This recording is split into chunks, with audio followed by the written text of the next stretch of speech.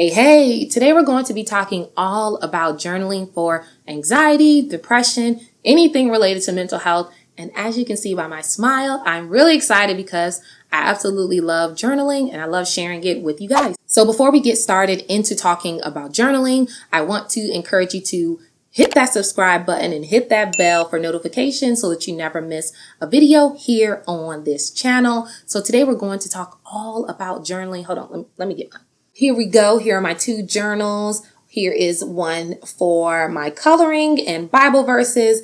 And here's the other for when I just want to consciously stream or any gratitude that I want to do. So now that you've seen my journal, I want to tell you a little bit about the importance of journaling. Journaling has so many benefits. Even if you're not seeing a therapist, if you never planned on it, or even if you do see a therapist, journaling can be so essential because it is a gateway into yourself, finding yourself, affirming yourself, and just being more aware of how your thoughts, feelings, what's going on with your life. I digress. It's just a lot that you can do with pen and paper and writing. One of the most common things that go on when you're struggling with mental health is that you feel like no one understands you or you have a hard time expressing yourself. And that's why journaling can really be a great tool because it can give you a way to express yourself. Sometimes we don't talk about things if we are like, okay, wait, I'm not even sure if I feel this way. I don't want to say anything and jump the gun. Well, if you have your journal, you can absolutely say whatever you want to say. It doesn't have to be concise. It doesn't have to be fully formulated yet. You can just write and it's okay. That's why journaling can help you manage your anxiety, reduce your stress, and cope with depression. So let's jump into these 3 ways that journaling can help you do all of those things with anxiety, depression, and stress right now. Number 1 is it helps you to prioritize your fears, your problems, and your concerns. How is that? Well, you've already designated the time for journaling. And so you're one with your thoughts. Like this is your time that you set apart to write. And when you are writing, the first thing sometimes that we want to do is write about what we're struggling with.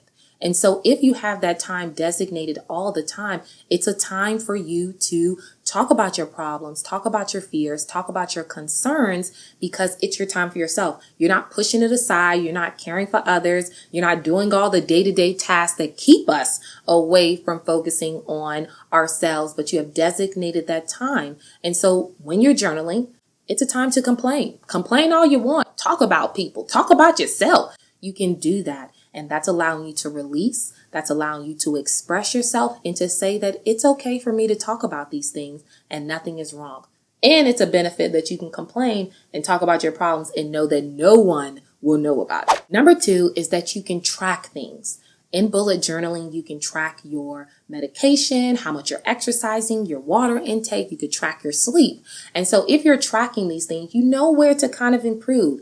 If you got only 4 hours of sleep and then the next day you woke up and you were in a terrible mood and you were groggy and you felt in a low mood, well, you can look back at it and say, you know what? There's a correlation, which there absolutely is. There is a correlation between how much sleep I get and how I feel the next day. And so if you're able to track those things, like I said, you can improve them. You can say, you know what? I got 4. I'm going to make sure that I get 8. I'm going to make sure that is something that I absolutely do and see how then it impacts my mood and how I feel. Going along with the tracking, you can also find out your triggers. So if you're going to work every day and you notice after work you feel absolutely terrible mentally, emotionally, and just beat down, then you can look back and say, you know what?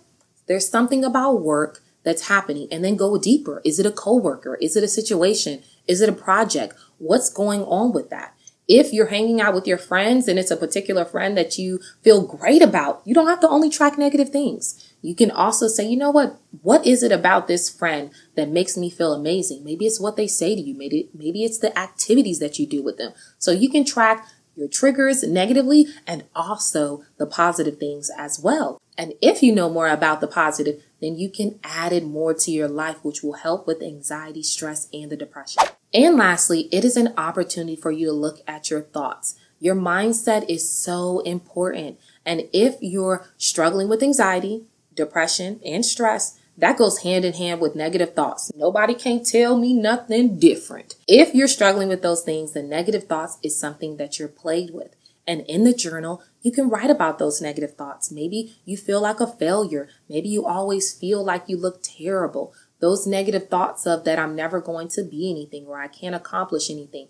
Those negative thoughts right there increase the struggles of mental health and how you can fight against it, how you can cope with it. So if you're journaling about it and writing about it, it's a good way to insert positive thoughts, to understand what's going on, to praise yourself, to know when it's time to reward yourself. Heck, you don't even need a reason to reward yourself. Reward yourself, people. It's a beautiful thing. It's a beautiful thing. But as you're looking at your thoughts and you're saying, you know what, there's a pattern. I'm always beating myself up about how I look. Maybe I'm always too hard on myself about the things that I'm going toward, my goals. You can insert that positive self-talk, those affirmations. I am enough.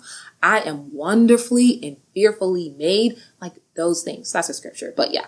But you can insert things, whether it's coming from scriptures, whether it's coming from friends, or whether it's just coming from yourself. So know that you can look at your thoughts in your journal, write them down, track them, which is something that I talked about before. Not only habits, but you can track your negative thoughts and then change them for the positive. So that was 3 ways that you can use your journal for working on your anxiety, your depression, low self-esteem, negative thoughts, the whole 9, life. So journaling can be used for so many different things. That's why it brings a smile to my face. If I was a superhero, which I am a fan of all Marvel and DC, okay? John Wick as well. If I was a superhero, I would absolutely have a journal and a writing utensil in my toolkit to help me defeat things. In this case, it will be anxiety, depression, low self-esteem, body image issues, all of it, all of it. If you found this video helpful, then I want to encourage you to hit the like button. Don't forget to subscribe before you get on out of here.